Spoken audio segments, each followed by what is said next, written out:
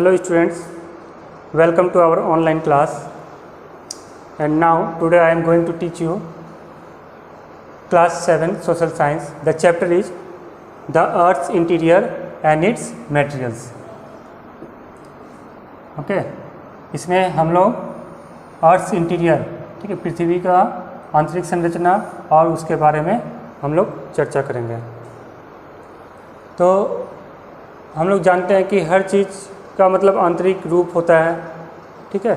उसी तरह से अर्थ का भी आंतरिक संरचना है और उस संरचना को बनने में क्या क्या चीज़ों का ज़रूरत मतलब पड़ा है, ठीक है, वो सब चीज़ हम लोग देख लेते हैं।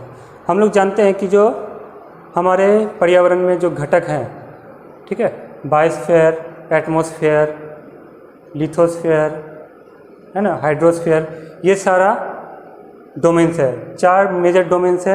उसके अंदर जो वन ऑफ द मेजर रिल्म्स है ना, लिथोस्फीयर, ठीक है, जो हम लोग स्थल मंडल के नाम से जानते हैं, लिथोस्फीयर भी एक उनमें से एक है, ठीक है।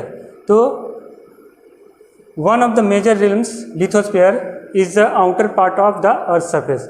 लिथोस्फीयर जो है वो outer part of earth surface, मतलब पृथ्वी का जो बाह्य बनावट है, ठीक है, पृथ्वी का संरचना का जो बाह्य बनावट है उसमें लिथोस्फीयर का बहुत ही इम्पोर्टेंट रोल रहता है, ठीक है। और इसका जो बनने का प्रोसेस है लगभग 5 बिलियन ईयर्स एगो से मतलब चलते आ रहा है, ठीक है। अब वो वर्तमान में भी वो बनता है, ठीक है।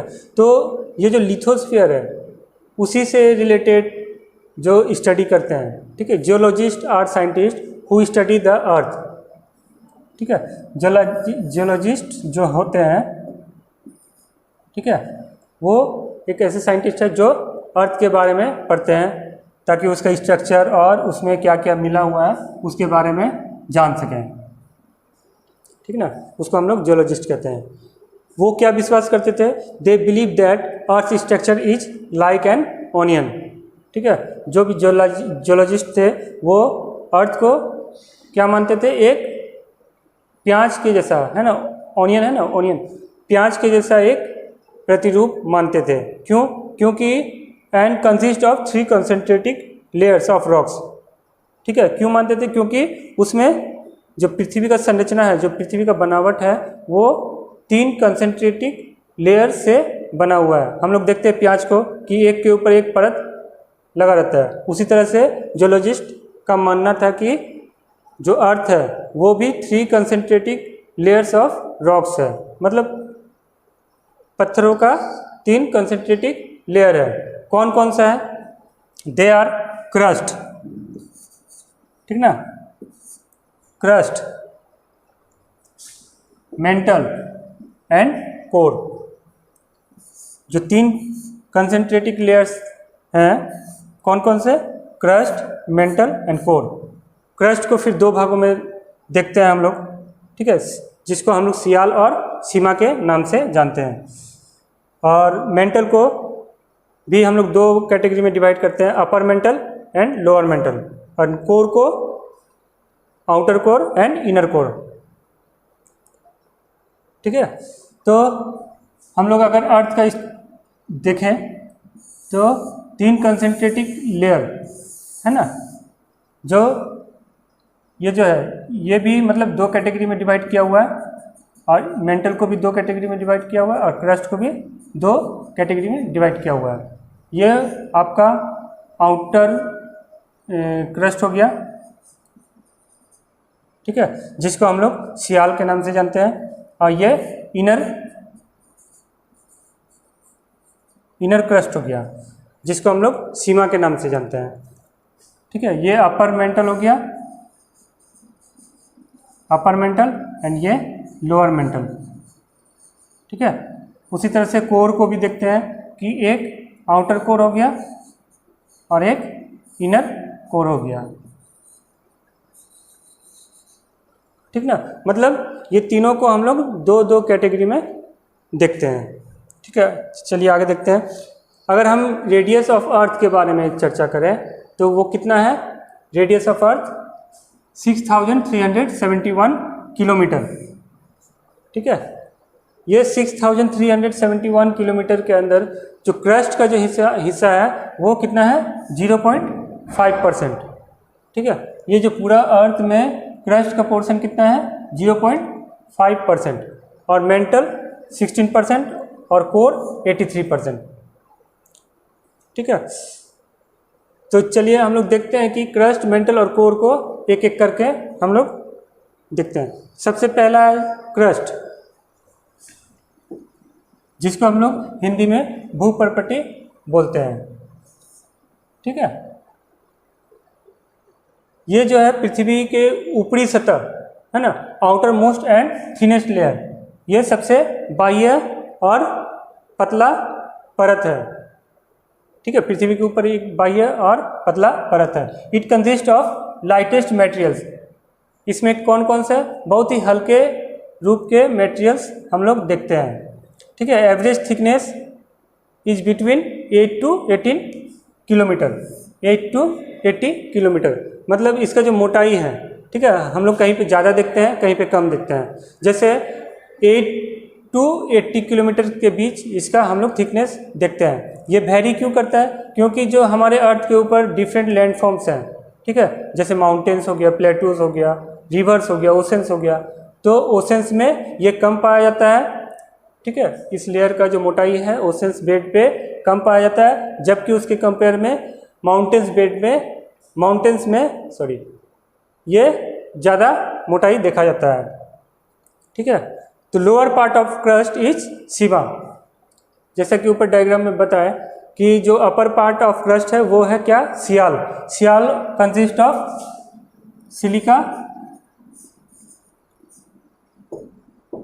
ठीक है, सियाल कंसिस्ट ऑफ सिलिका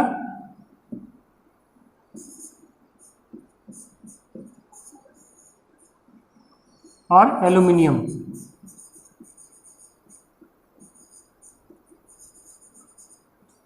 ठीक है, जबकि सीमा के अंदर क्या होता है, सिलिका एंड मैग्नीशियम। ठीक है, ये मतलब सीमा में रहता है, इसीलिए इसको शॉर्ट फॉर्म में सीमा बोला गया है। ठीक है, सिलिका और मैग्नीशियम, और जो सियाल है उसको सिलिका और एल्यूमिनियम बोला जाता है। ठीक है, इस जो क्रस्ट में है, क्रस्ट का जो डेंसिटी है बहुत ही कम देखा जाता है। ठीक है, नेक्स्ट जो कैटेगरी है अर्थ का वो है मेंटल। ठीक है, जिसको हम लोग मेंटली कहते हैं हिंदी में भी। चलिए देखते हैं मेंटल।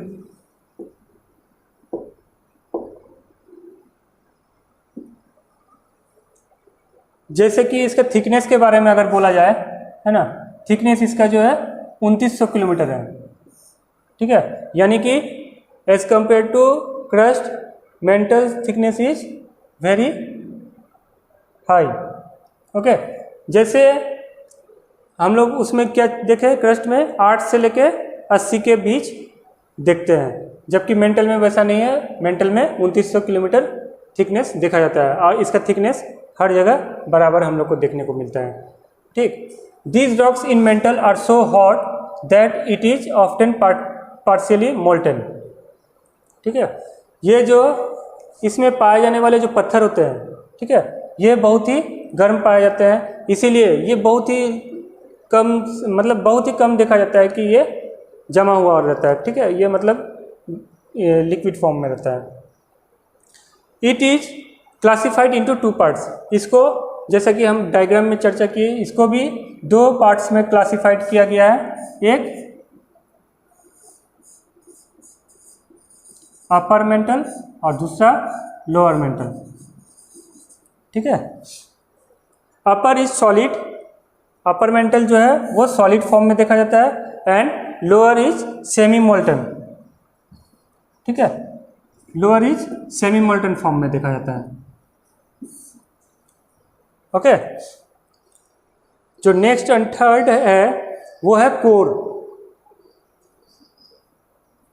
कोर मतलब इसको हिंदी में कोर ही बोलते हैं, कोर। ठीक है, मीन्स केंद्र। It forming the metallic centre of the अर्थ, ये एक कोर हम लोग किसको बोलते हैं? जो मतलब एक मेटेलिक सेंटर है, ठीक है, अर्थ का मेटेलिक सेंटर को फॉर्म करता है, उसको हम लोग कोर के नाम से जानते हैं। It is the dense magnetic ball of minerals, ठीक है। यहाँ बोला गया है कि डेंस मैग्नेटिक बॉल्स है, क्या चीज़ का? मिनरल्स का। Dense magnetic balls of minerals like iron and निकल, ठीक है। इट इज ऑल्सो कॉल्ड नीफे, ठीक है, इसको नीफे के नाम से भी जाना जाता है। Ni फॉर निकल, ठीक है, and Fe for ferrous. Ferrous means iron, है ना। तो निकल और फेरस को मिला के नीफे बनाया है, ठीक है। इट हैज़ ऑल्सो 2 पार्ट्स, इसका भी 2 पार्ट हम लोग देखते हैं, मेंटल के जैसा और कोर के जैसा। एक आउटर पार्ट और दूसरा inner part. Outer part it is so hot that even metal melts, ठीक है। मतलब जो आउटर पार्ट है वो बहुत ही ज़्यादा गर्म होता है, कभी कभी इसमें देखा जाता है कि ये गलता भी, पिघलता भी है। Inner it has maximum pressure, है ना। It has maximum pressure temperature is around 3700 degree Celsius. मतलब इनर कोर में क्या देखा जाता है कि मैक्सिमम जो प्रेशर है, ठीक है, टेम्परेचर मैक्सिमम प्रेशर बहुत ज़्यादा रहता है, इस वजह से वहाँ का टेम्परेचर 3700 डिग्री सेंटीग्रेड है, जहाँ पे हम लोग मतलब ज़्यादातर तरल ही हम लोग देखते हैं, तरल पदार्थ देखते हैं। सो ये तो था मतलब इंटीरियर ऑफ द अर्थ, ठीक है, अर्थ का जो आंतरिक संरचना है उसके बारे में था, ठीक है। नेक्स्ट वीडियो में हम लोग फिर चर्चा करेंगे कि अर्थ के संरचना में कौन कौन सा ऐसा मटेरियल्स है जिसको हम लोग शामिल करते हैं, ठीक है। Okay, thank you.